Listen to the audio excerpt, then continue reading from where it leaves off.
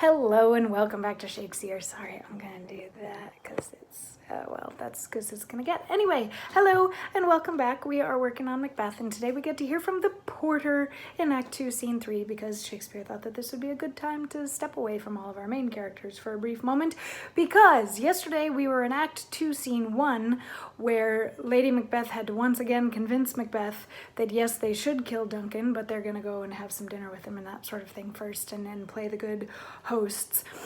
But then Act 2, Scene 2 doesn't have any monologues in it, which is too bad. Well, it has some speeches, but they don't fit the definition of monologue for this project, because none of them is at least 12 lines long. So what happens in Act 2, Scene 2? Macbeth kills Duncan.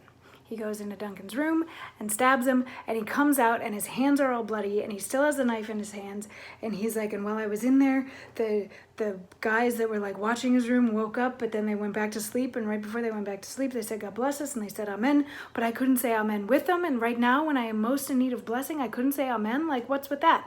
And Lady Macbeth is like, you're fine, like, let's move on, it's great, it's done, let's move on. And he's like, but it was weird, and then I swear I heard a voice saying Macbeth has killed sleep, and so Macbeth will sleep no more. And if you're in New York, there happens to be a show called Sleep No More, which is sort of based on Macbeth, and that's where they got the title from. But anyway, so he's basically having a breakdown because he just killed the king. And then Lady Macbeth notices that he still has the daggers in his hands, and she's like, what are you, stupid? You brought the murder weapons out here with you? They're supposed to stay in there because that's the evidence. Like, what are you, an idiot? And he's like, I can't go back in there. And she's like, give them to me. And so she takes him, goes in there, and he starts to hear some knocking going on in the castle, which freaks him out a little bit more, and he like, his guilt is really getting at him. And she comes out from leaving the daggers, and her hands are now also covered in blood, and she's like, okay, it's done, the daggers are in there, he's dead, there's people knocking at the door, we have to go to bed, we can just wash this away with a little bit of water, nobody will know it was us, get into your room, get undressed, pretend that you were asleep, nobody can know that we were up all night, we gotta go, we gotta get out of here. And that's the end of Act 2, Scene 2. So Act 2, Scene 3 starts out with the porter, and keep in mind there was some knocking happening before, there's some knocking happening still now, while the porter, who's maybe a little drunk still from all of the carousing that was happening before, he's supposed to be answering the door for people that are showing up, but it's like, it's either really late at night or really early in the morning, probably verging a little bit more on really early in the morning, and there's knocking happening, and he says, here's a knocking indeed. If a man were porter of Hellgate, he should have old turning the key. Knock, knock, knock. Who's there in the name of Beelzebub? Here's a farmer that hanged himself on the expectation of plenty. Come in, time. Have napkins, even about you now. Here you'll sweat for it. Knock, knock. Who's there in the other devil's name? Faith. Here's an equivocator that could swear in both the scales against either scale, who committed treason enough for God's sake, yet could not equivocate to heaven. Oh, come in, equivocator. Knock, knock, knock. Who's there? Faith. Here's an English tailor. Come hither, for stealing out of a French hose. Come in, tailor. Here you may roast your goose. Knock, knock, never at quiet. What are you? But this place is too cold for hell. I'll devil porter it no further. I had thought to have let in some of all professions that go the primrose way to the everlasting bonfire. Anon! Anon! I pray you, remember the porter.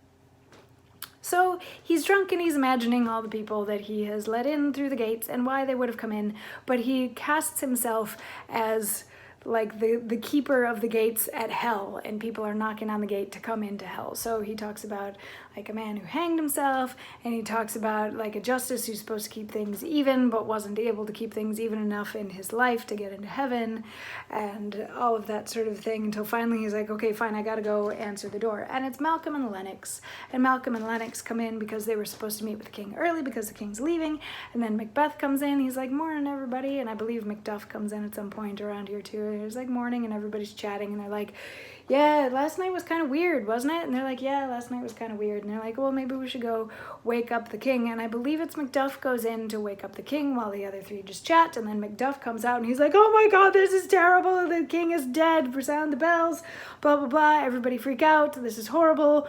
The king's dead. And Lady Macbeth comes in, and Banquo shows up, and Donalbain, who is the second eldest son of Duncan the king, and remember Malcolm is the eldest son who's been named as the heir.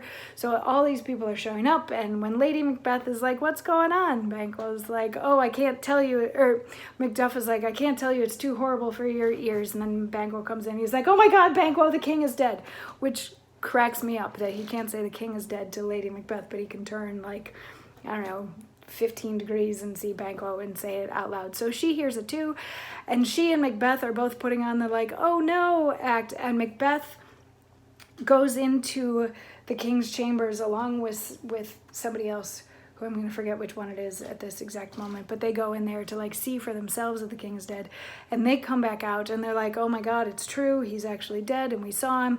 And Macbeth is like, yeah, and in my rage and fury, I killed his chamber dudes who were sitting there because they were obviously the ones that killed him, like, and they're like, how could you have killed those guys? And he's like, well, there they were, and there was the dead Duncan, and his face was all messed up with blood, and there they were, and they had the bloody daggers right there, and I was just, in defense of my king, who I loved so much, I killed them too. And they're like, okay, that's fine, whatever, like, we gotta figure out what we're gonna do and how we're gonna deal with this. Lady Macbeth kind of sort of faints and then gets carried off. And then pretty much everybody leaves. Banquo is maybe a little bit suspicious about all of these things that are going on as he leaves the room. He's like, these are strange happenings that King Duncan happened to just sort of be murdered in Macbeth's castle when Macbeth was told that he was going to be king. And he doesn't say all of this out loud, but you can tell subtextually that this is going on with him. And so eventually everybody leaves except for Malcolm and Donalbain, who are Duncan's sons, and they're like, yeah, if somebody just killed Dad, then maybe we should be on the lookout for ourselves. So Malcolm goes to England and Duncan goes to Ireland, thinking if the two of them go to different places, at least one of them should be safe, in case that whoever killed their dad might be coming after them too. And that is the end of Act 2, Scene 3. So I'm sorry that it's a little bit like, this is a play about Macbeth kind of killing the king so that he can become king, and we didn't really get much of a monologue in that vein, but it's just because I think Shakespeare was trying to go with the pace and the confusion and the whirlwind of activity that comes with not only killing a king, but then the aftermath of a king being killed. So a lot of it is very, very short back and forth things going on amongst the characters. So we didn't really get a monologue out of it, but King Duncan of Scotland has been killed, as have the two men that were keeping guard in his room, all three of them killed by Macbeth, Macbeth only admitting to the death of two of them, not to the death of the king. And yeah, and Malcolm and Donalbain are afraid for their lives. So we'll find out if they are justified in that fear for their lives when we continue with Macbeth tomorrow. I'll see you then.